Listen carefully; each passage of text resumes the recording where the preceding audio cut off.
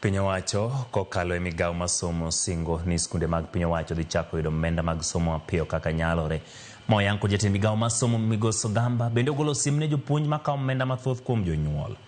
Daniel Otieno nigi ler.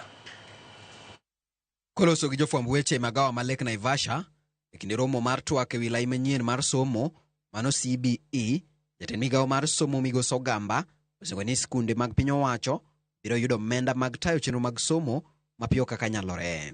Oyango ni ginie lalruok gi migao mar omenda mar neno ni omenda mag somo maromo bilion 21 ochwel ne sikunde. Yeah, we're working with the Treasury, as I indicated, every single day. In fact, even today, our teams are there trying to push to see whether we can have the capitation released. And it's going to be released anytime because, as you are aware, because of the competition of the limited resources, the release of the exchequer sometimes delays. But we are working to ensure that the capitation for this term is released as soon as possible. And we'll be able to inform you once that is done. It'll be about 21 billion. Yeah, it should be about 21 billion, so we are working on that. Ogamba bende otiyo gi thuolono mar chiwo siem mager ne jopuonj madongo mag sikunde machoko omenda kuom jonyuol ataro mar chik.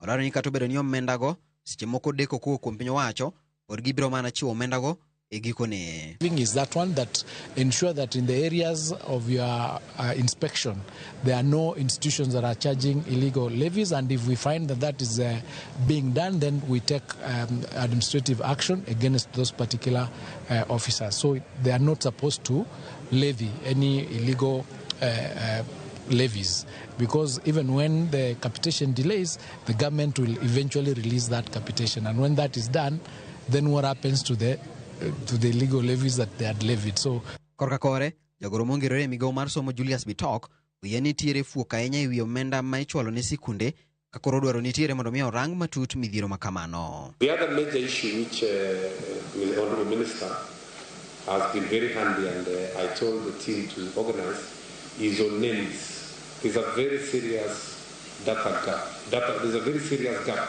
on issues data in the ministry, and we are working very hard. We are going to upgrade or engineer names to create chemists. Giwacho magi mane seche machuok to kriruok mar jopuonj madongo mag sekondar KSh chiwo siem ni chenro mag somo nyalo biro rochore kalore gi nok mar omenda mag somo. There is no institution that can learn properly without funding, without the resources. So we want the government to keep its part of the bargain, because it is the government itself that declared it will be giving 22,244. And it stopped the parents from paying, and the parents were paying the year part. Otherwise, these things have been brought back to schools. They start complaining of illegal levies. But you cannot talk of illegal levies when the capitation is not coming. How will you get the money from apart from going to back the parents? And sometimes they also don't have the money. And they are there, they have all the documents. So you just say that you are not tired.